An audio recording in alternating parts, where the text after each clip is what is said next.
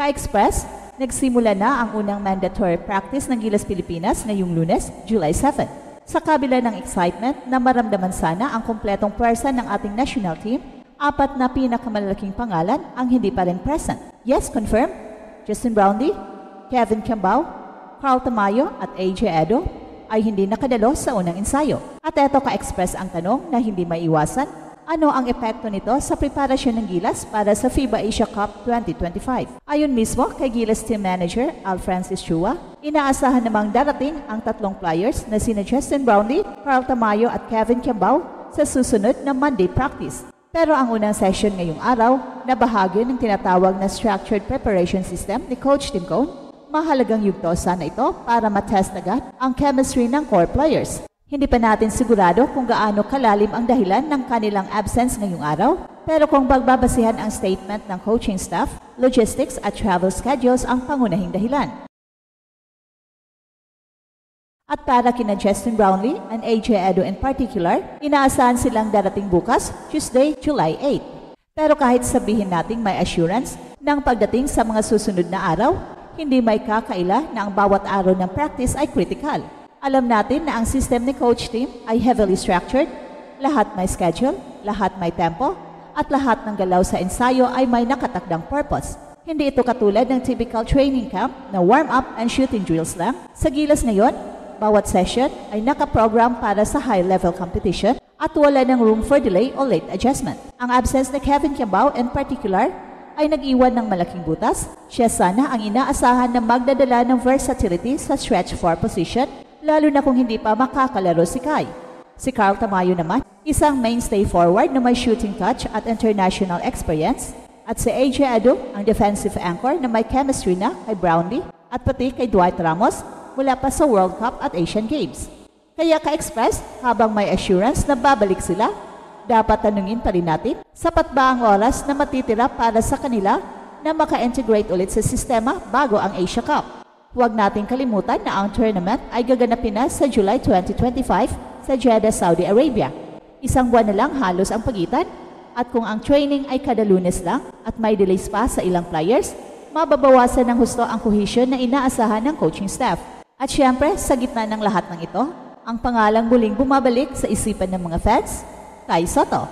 Hindi man siya kasama sa 4 na absent ngayong araw. Ang tanong ay mas malalim, darating ba siya sa practice? Sasama ba siya sa Gilas sa Asia Cup? Well, ka-express, habang ang buong Gilas pool ay nagsisimula ng sumabak sa mandatory Monday practices, lalong sumisigaw ang tanong, nasaan na si Kai? At higit pa riyan, kung hindi siya makakadalo sa susunod na linggo, may tsansa pa ba siya talaga na makalaro para sa FIBA Asia Cup sa Jeddah? Well, alam naman nating lahat kung gaano kahalaga ang presence ni Kai, hindi lang para sa height advantage, kundi para sa buong identity ng ating national team. And as of now, walang official confirmation kung kailan eksaktong darating si Kai sa bansa. Ayon sa mga naunang report, patuloy pa rin ang kanyang rehab at conditioning. Pero kung titingnan mo ang timeline, kulang na ang oras, with only few full practices left before the team flies out for the tournament. Ang delay ng pagdating ni Kai ay hindi na lang simpleng abala. Ito ay strategic risk.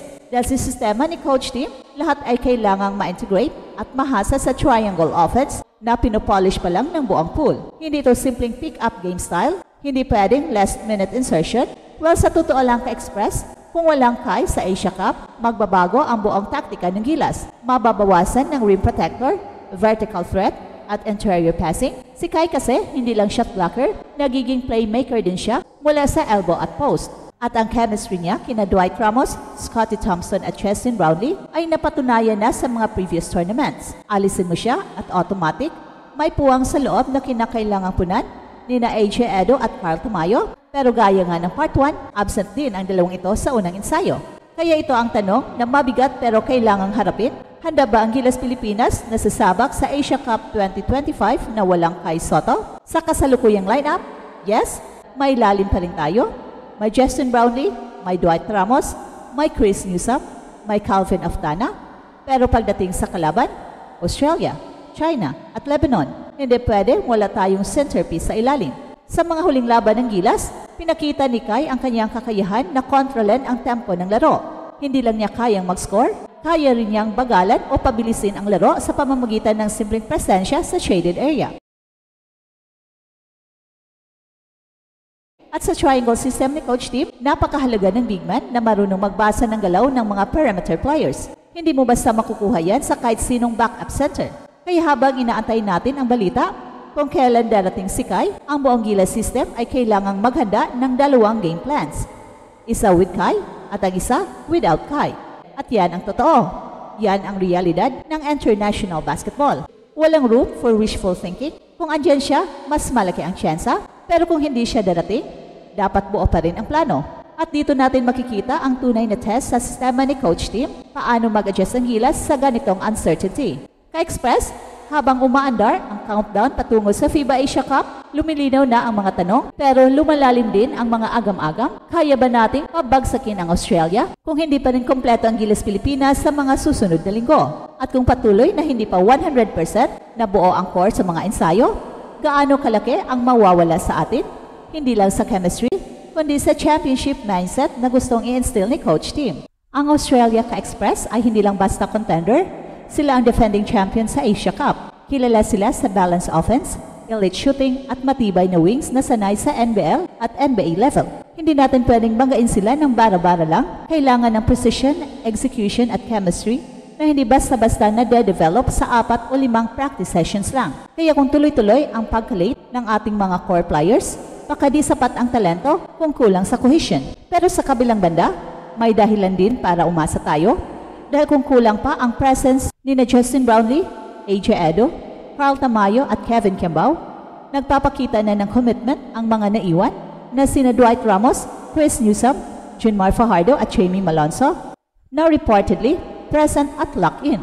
At ang sistema ni Coach Tim ay designed para mas mabilis ang adjustment ng kahit sinong papasok, basta't committed at consistent ang attendance. Kaya ang tanong, posible pa ba ang gold medal kahit incomplete ang practice attendance early on? At ang sagot, yes, pero magiging mas mahirap. Ang Gilas ay may talent pool na malalim, pero kung hindi sila magsama-sama sa court sa tamang panahon, mas lamang ang mga bansang may buo at matagal nang magkakasama. Tandaan natin Ka-Express, ang Asia Cup ay hindi lang talent war, ito ay execution war.